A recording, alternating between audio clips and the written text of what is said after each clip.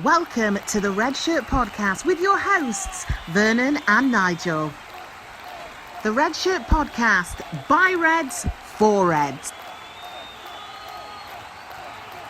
Hello and welcome to the Red Shirt Podcast with Vernon and Nigel. Coming up on this week's podcast, we'll be discussing United's postponement at Old Trafford against Liverpool due to fan protests. Also, we'll be previewing United's Europa League second leg semi-final against Roma, and Villa Park is never full unless they play Man United. We'll be discussing and previewing our game on Sunday. Nigel, how you doing? Mate, I am A-OK. I tell you what, I am so thrilled to have the guests that we've got on today. You know, when we started this, Vern, we talked about we've got to feature the characters that we grew up with. And today we've got some big characters on here. So big up Natalie and big up Richard Lammy. Lammy's in the house, man. And of course, Aniv, as per usual, has got a lot to say for himself. So I'm really looking forward to it today. I'm looking forward. I mean, it's great to see that Lammy's joined us from Old Trafford South. It's got to be Old Trafford South. Well south. Exactly. We've got Natalie, you know, whose dad was a legendary sportsman, Mr. Dave Thomas. Do you know what I mean? I remember growing up. If you guys remember the pink paper, the pink sports paper that used to come out on a Saturday, I had a few Saturday evenings where my dad used to pull me aside in 22 Lillian Street and used to say to me, "Vernon, who's this?" And it was Natalie's dad. And also, we've got Anif making a quick return. Anif, you're back in the hot seat.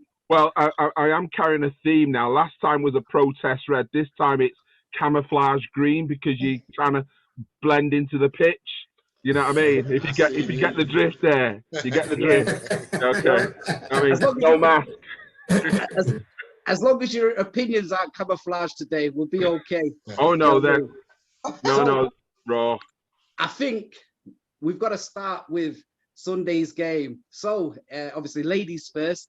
So Natalie, if I think briefly, if it'd be easier if I give for everybody that listens, because people might not be aware of what happened with the Glazers and why this hate relationship started into the fans. So I think the easiest thing for me to do is to roll back to 2005, where basically what happened was Alex Ferguson and the two biggest stakeholders at United were in a bit of a dispute over blood rights. So that was JP Magnier and McManus. And what happened was basically United was sold, and they sold their shares in an aggressive takeover. So what happened is the Glazer family came in, they got a big, huge loan to buy Manchester United, but then leveraged the loan against the club. So that's just a brief understanding. And basically what happened was a wound that's never been healed and a rift between the owners and the actual fans. So Natalie, if we go back to this Sunday, and obviously with what happened with the postponement of the game, what were your thoughts on it? Well, at first I was gutted because my partner's a Liverpool fan and I'm obviously a United fan, so I was ready for the, living room fun. But in the overall picture, in terms of what kind of went on, I think it's a big statement that the fans came together to make their point. That's for the more silent protesting, shall we say. But I would say it's just a shame. The video clips that I've seen is of the stadium, kind of people throwing seats and laughing. And I just feel that bit is a bit that was kind of just ruined it, really. And I think a lot of people then, I think even some of the pundits were generalizing all the fans from just this, behavior, really. So that's a big shame. Richard, if I go on to you. Okay, so I've got similar thoughts to Natalie. Obviously, the United fans have been protesting pretty much from when the Glazers took over. So if you remember, even when we were in our heyday, were certain statements being made by the fans. Is it FC Manchester went and branched off and started FC United. FC United. Then we saw the yellow and green scarves kind of come out in protest, and they had a real opportunity, which I think was the idea in the beginning, by having a real official, say for example, protest. But as Natalie said, I think that's been lost, unfortunately, because as opposed to looking at the reasons behind the actual protest and how long it's been going on for, the media have pretty much just jumped onto the behavior. And it's really, because the problem with that now is that the real message has then been lost. And I think any kind of argument in which the fans would have had in order to try and push something through, that's almost then sort of like been disintegrated by the media just sort of like playing on and asking people, do they justifying what the fans have been then doing, as opposed to what the real issue is how the Glazers have actually kind of ran the club since they've taken over. So mixed feelings, really. The idea of them going and protesting, I can understand, but unfortunately, I think the message has been lost based on the reaction from the media. I mean, from a Red Shirt podcast point of view, we don't condone violence. That's correct, isn't it, Nigel? So we don't we don't condone violence, but we do condone affirmative action, and I couldn't be more proud of what took place on Sunday. Of course, police officers getting injured is a no-no, and so that, of course, we stand united on the fact that we don't want anybody injured. But in terms of sending a message, I think it couldn't be clearer. The media are always going to be the media, and they're always going to spin things just for clickbait and just to sell more papers. The reality is, we stopped the game. We stopped the biggest game in world football. People may argue maybe the Spanish games are bigger, but for me, United Liverpool is the biggest game in club football, and we stopped it. And we could have done the usual protest, stand outside and sing songs while it's business as usual inside the ground. And the Glazers would have loved nothing more than business as usual. They've already come out and said, we're sorry, and our plan is going forward, we're going to work closely with the fans and blah, blah, blah, blah, blah.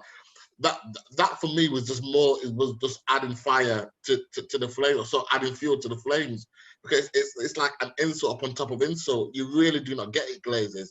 And I think the message that's been sent is, we're going to disrupt football. This is how seriously we as the fans take what they don't. Let's not forget, they tried to destroy the pyramid of football forever. No more relegation, no more promotions. We're going to go away, we're going to have our own football league, and we're going to make loads of money, and to hell with what anybody else thinks. And then to come up with some kind of crazy apology.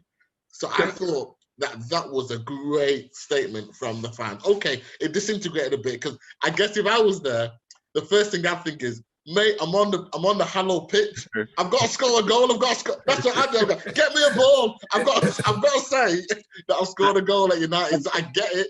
I understand that. It would have been far stronger if maybe we'd all stood in silence.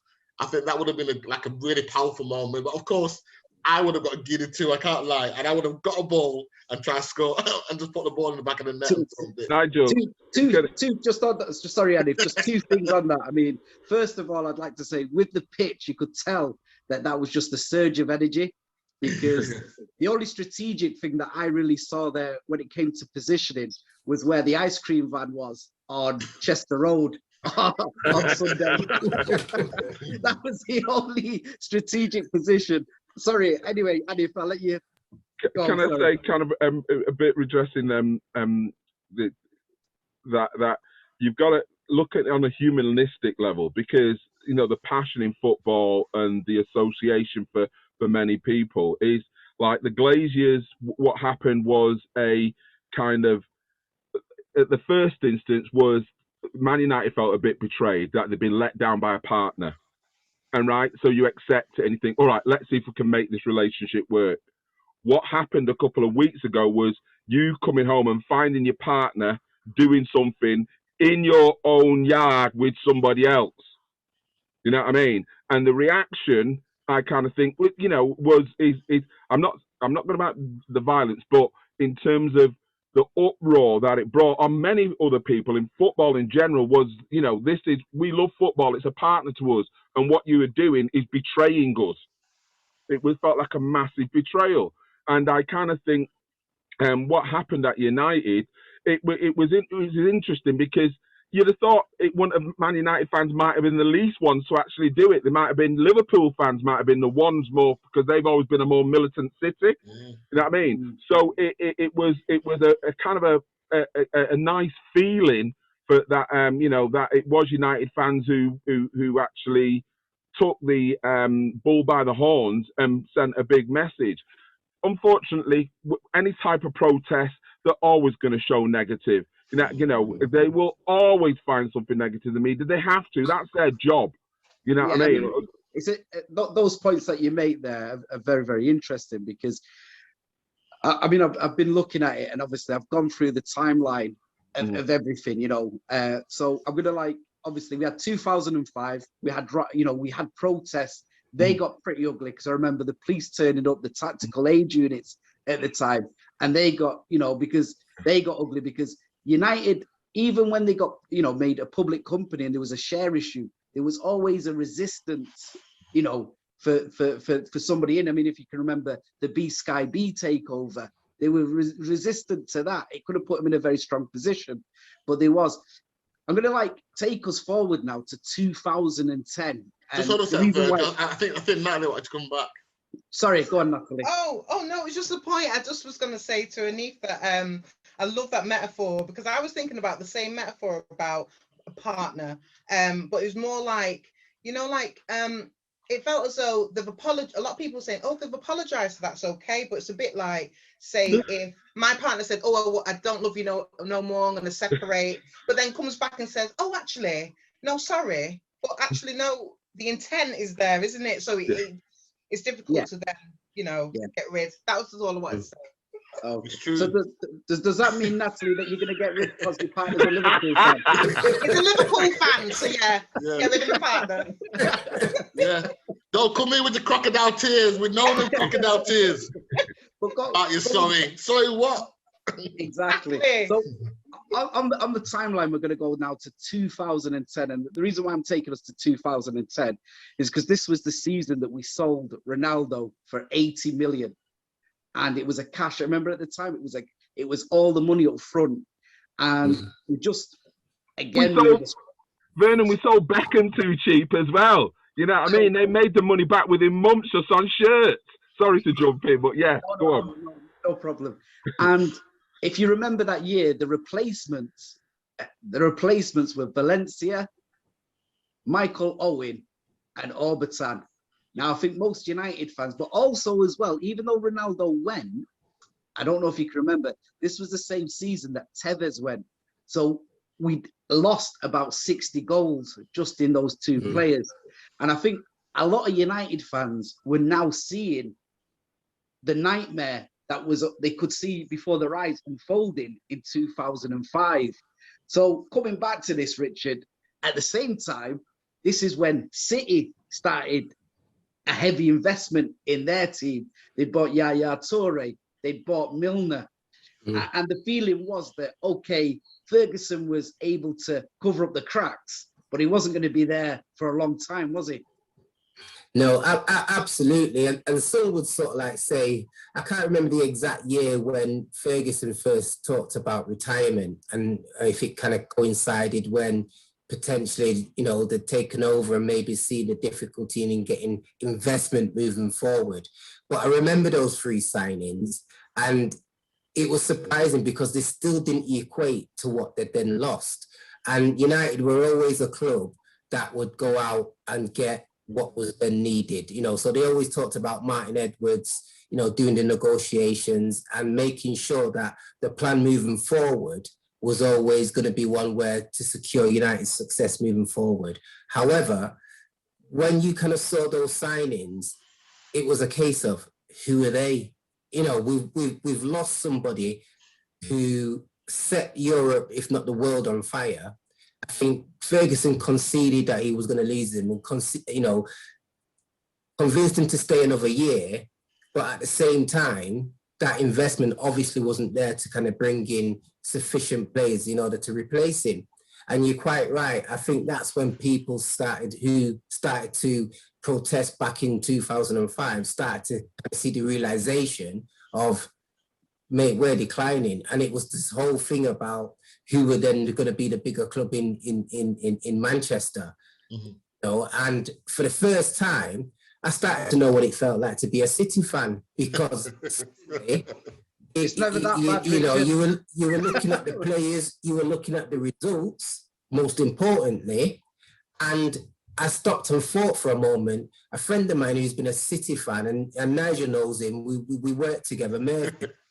I can't tell you the number of years I used to see the Mickey without thinking. And talk about the tables turning, mate. Yeah. And it's been sliding ever since. Trust me, I've been ducking Mervyn for like the last 10 years. I just don't want to see him. But you raised some great points there, Lammy. And I mean, something that that I've got to respond to is Graham Souness talking his nonsense about, well, United are only moaning because we're not winning anymore. The reality is, this protest, just like you've rightly said, has been going on since 2005. The reality was, Ferguson played a blinder in, okay, we got these players that weren't a like for like, even those 3 players did not replace Ronaldo, but Ferguson was still a genius, and we were still winning things, and we were still in the conversation, and he was still papering over the cracks. But despite all of that, we were still very strong Glazer out. And, that campaign has started then, and it kept going. And of course, the results came, and it simmered down a little bit. But make no mistake, it's always been there. And this has just been the straw that literally broke the camel's back. And that's why what's happening now is happening now. I mean, it's the points there which are intriguing, because you're looking at the ground. The ground needs serious investment. We're talking about leaks. We're looking at a training ground that needs improving. We're talking about a squad overall. Now, the other thing that's come out of this, and a lot of people have been talking about, and I know that this week, United's obviously, independent supporters group have issued, obviously, involvement. Now, there's a lot of talk about 50+1. They want like supporters to get on, the board or be involved. Now, Chelsea today have just announced that in their next, from now on, their next board meetings, fans will be involved, will be able to come on. Anif, what do you think of the 50+1 idea and the actual method? I think it's a good idea. Truthfully, I've been doing some raw math. I want full fan ownership of clubs. I ain't gonna lie. You know what I mean? Yes, it's kind of crazy. I was doing the maths with you. Man United purportedly have 140 million fans, right? Now, when you break that down, 7.5 million fans, if they paid 260, around under 400 quid, we could own the whole club. Let me say that again. 7.5 million fans out of 140 million official. I actually think it's nearly 333, but that's another thing. But 7.5 million, if they paid 400 quid, less than half of a season ticket. I was going to say it's a season ticket. 900 odd quid, 2019, I think it was. Yeah, they could own a share of Man United. I'd put double, and I don't even go to Old Trafford. I'd put double, and I won't even step foot in Old Trafford. Would you pay for mine, Anif? Yes. Seriously, I would. I'll pay it back weekly. I would. We'll throw a pard in the hand, you know what I mean? We'll put a pard in the hand. I said we're not going to give it to pasta. So, you know what I mean? It's a very interesting idea. No, well, you kind of, when you say kind of so you get back to the roots of football, which was. There were fields at the end. If you go to working class games, everyone, you know what I mean? people contributed to this thing to make it happen as an entertainment for local people, and it's built up into this massive multi-billion dollar, multi-billion pound thing, which now has become owned by these billionaires. And I think it's been a disconnection over the last 20 years. We had the Edwards family kind of owned it, and they lived in Manchester. They owned the meat factory and all this, and it wasn't so bad. We'd speak about Turners and all that kind of thing.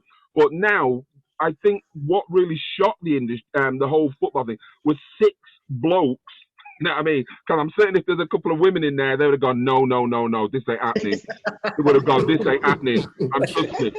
So, really just tried to take football away from the general public. But what you embarked at in terms of how these clubs came about, I think that reconnection was, a lot of people remembered it. Why I go to, well, it was my dad's, my granddad, and my great grandfather, and such.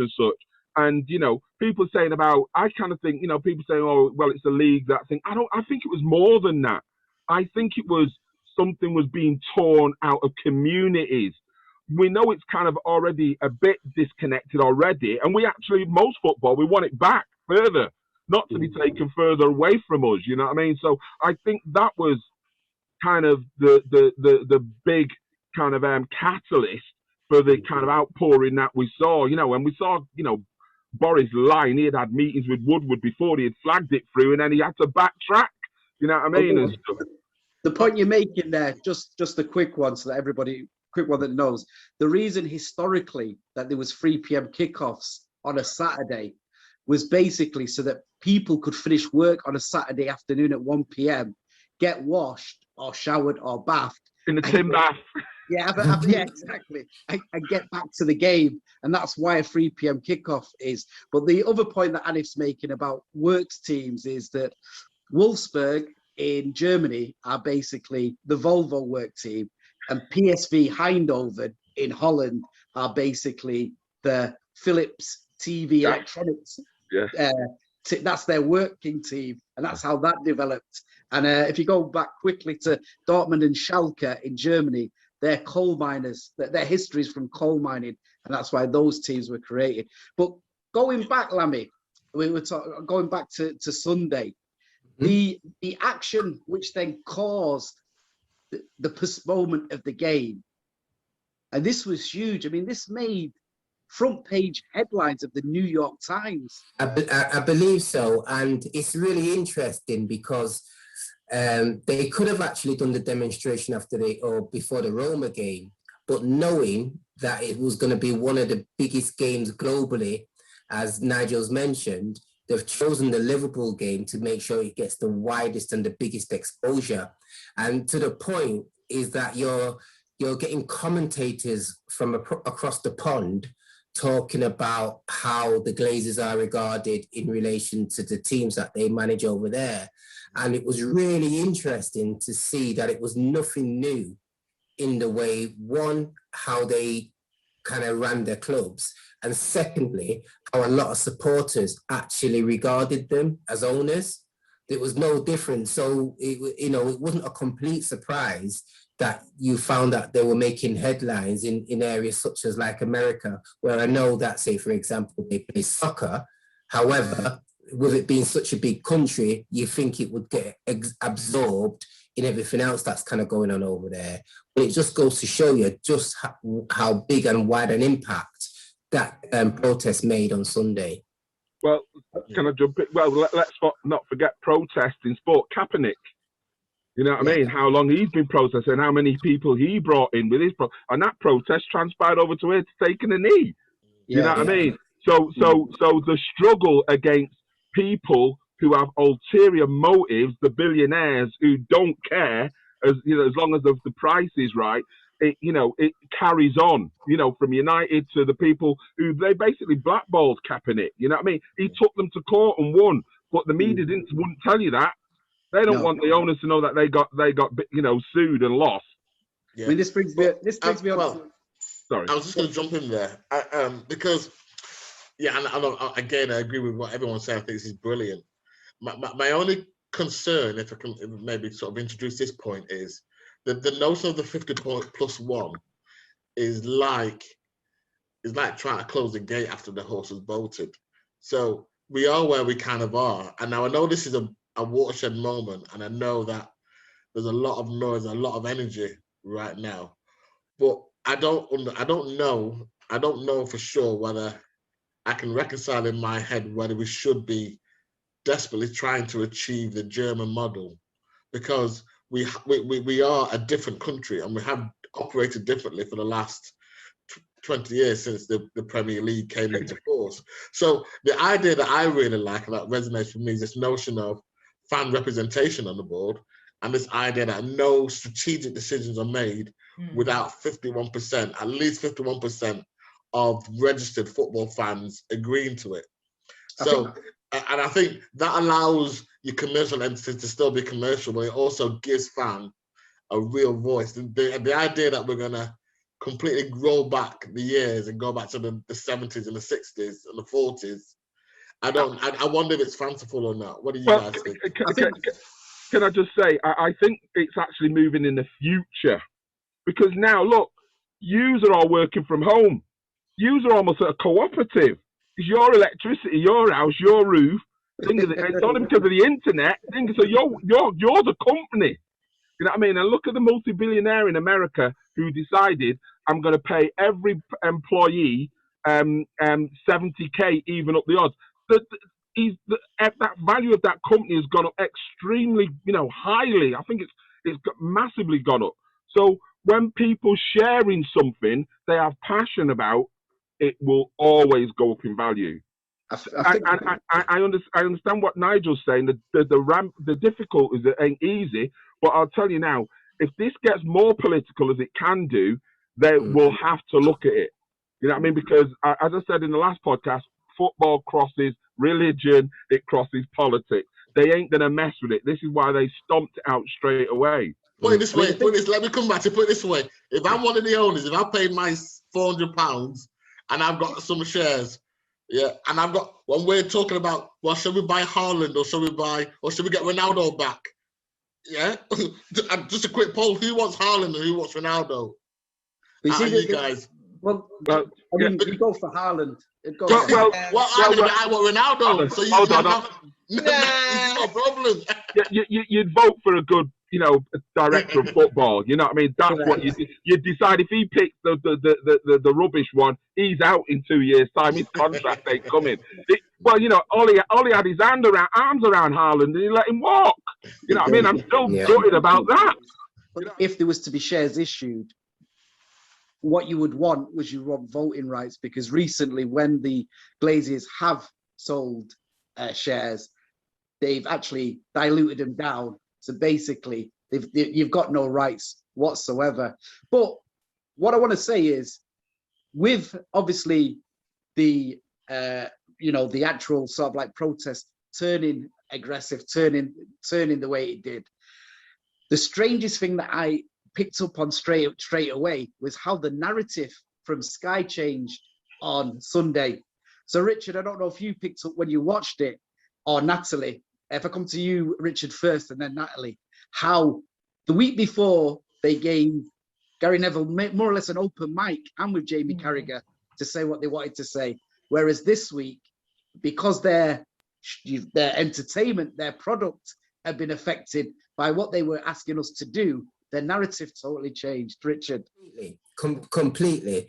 So there was almost a uniform kind of everybody came out and was talking about how wrong it was and so forth. But the week before, now Gary Neville is obviously a very passionate person. He's obviously deeply associated with the club and he speaks his mind often enough.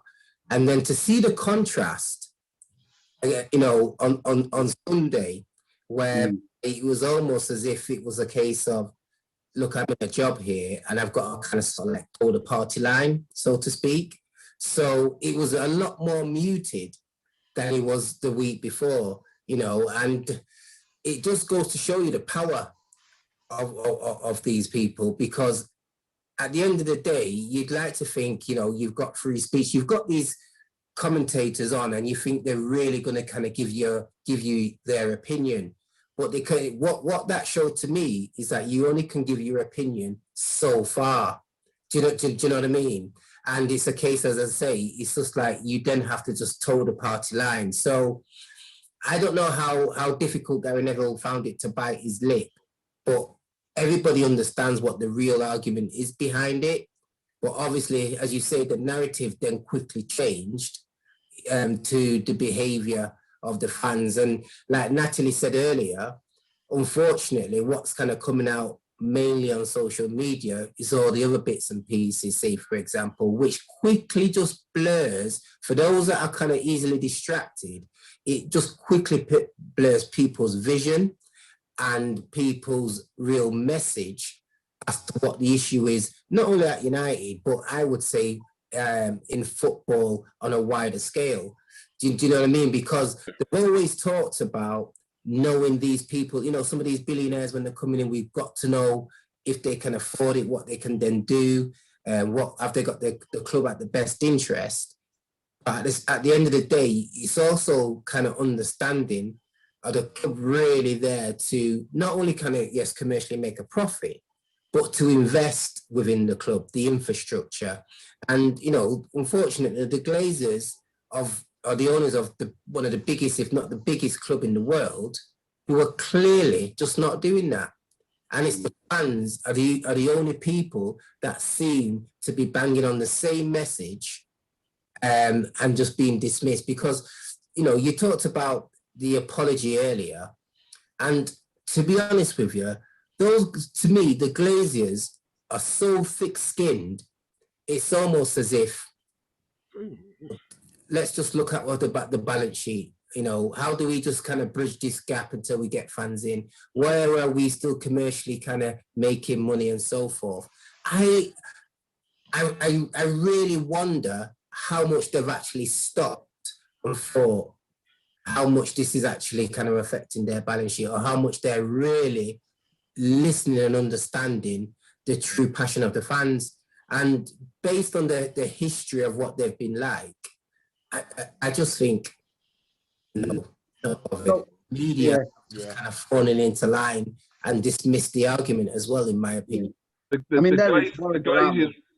Glazers wouldn't make a statement until the stock market's closed at 5 o'clock. That's them. That's when they make a statement. They're point in case. Let's see how we finish at the end of the day. Yeah. Going to you, Natalie, talking about the protest and obviously the action that United fans took in the end.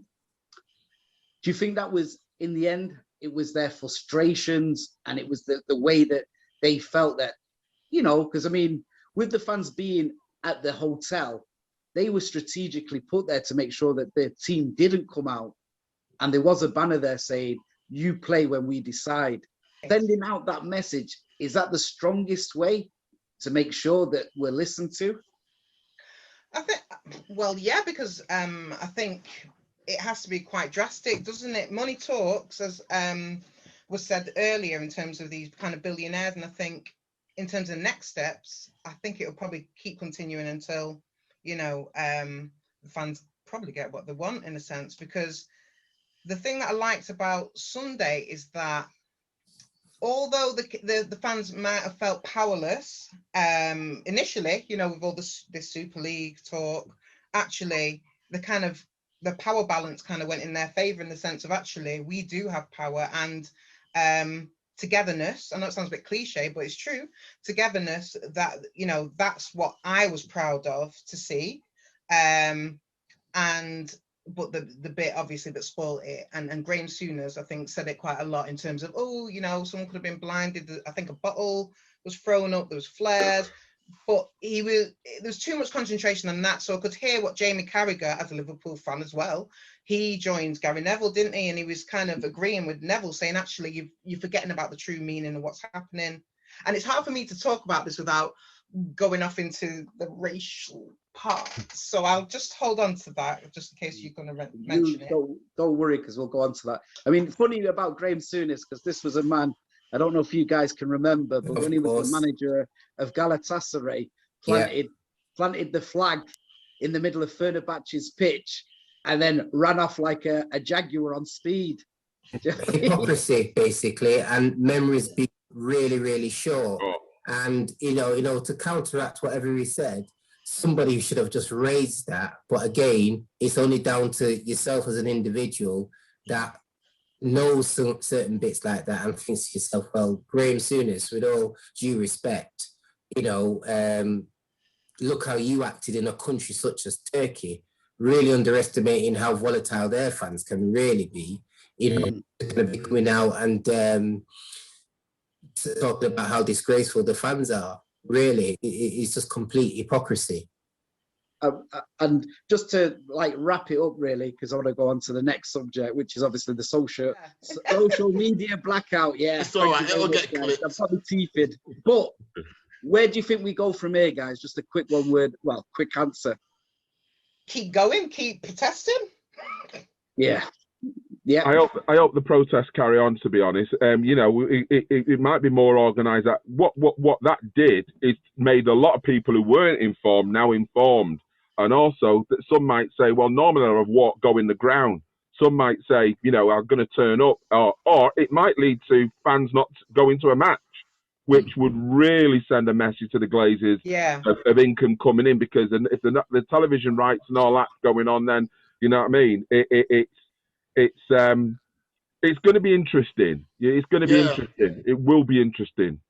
Yeah, I mean, the thing to consider is that, okay, so you have the issue of the ESL, which the country is unanimous on, and everybody understands that. Now, the issue of Glazer ownership is a Man United issue. And whilst all the other clubs might sympathise, you just wonder the extent to which our direct action will then begin to have an impact on everybody else. And, you know, so what we're doing is we're seizing our moment because we really want to lose.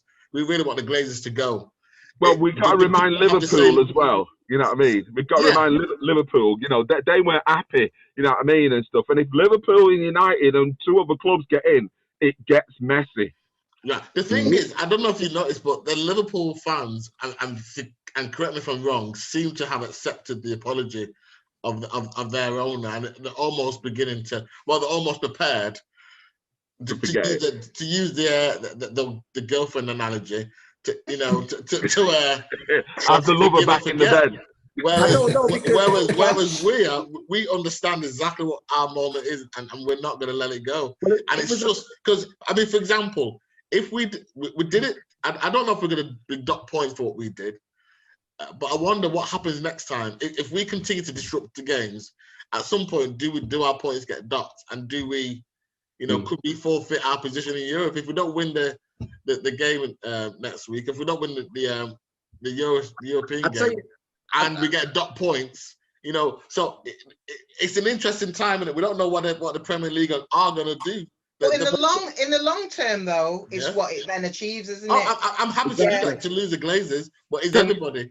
What you'll find at the moment, is Leicester, Chelsea, Liverpool, Tottenham, and West Ham will want us to be docked points. But Vernon, can I come in? But just imagine if we did have that disruption, and we did have that self-sacrifice for football. Right, as fans, right, for football. Whereby, imagine if we took on an Extinction Rebellion, sticking ourselves to the ground so coaches can't turn up, matches just couldn't take place. That it would then send a message to the league that they've got to have a look at this. What would happen? What would the question be? And what we then would have to say, what we want is, we want either, as Nigel said, or as you said, fan representation. I don't think any fans are going to say, no, we're not with United on that. I think they're going to say, you know what, they're right. And I you see, I thought Lammy's point was so profound, because the Glazers do not care. The reality is the Glazers might be so thick-skinned that they can ride this out. Because don't forget, United are worth $4 billion now. They bought United for nothing. 1 point, Well, actually, no, they didn't pay a penny, because they didn't buy United. They leveraged United. Now worth $4 billion. had the ESL work have gone through, in a few years' time, we would have been worth 10 billion. That's the numbers that are at stake.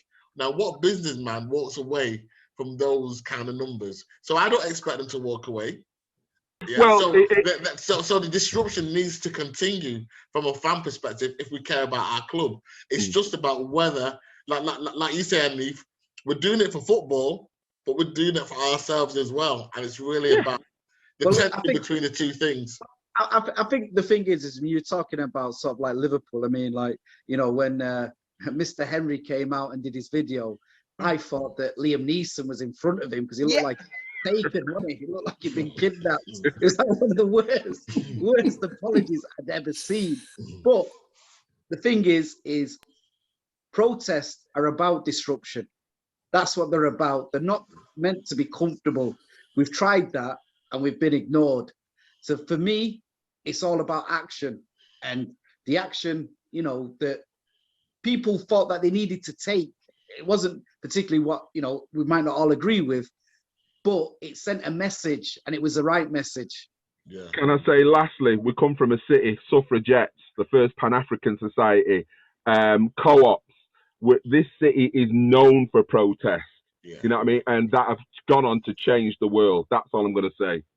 Yeah. I just think, in summary, I think whatever happens moving forward, what's happened on Sunday has ignited a food for thought.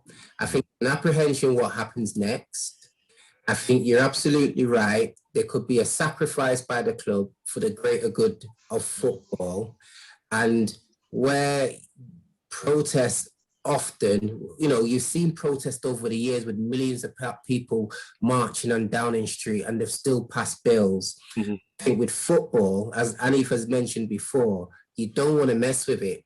And if it gets to a point where they strategically organize themselves and games are disrupted and it affects the league or the something, at some point they will have to stop and then look and address it. And the Glazers at some point might just think, you know what, this is too much ball ache.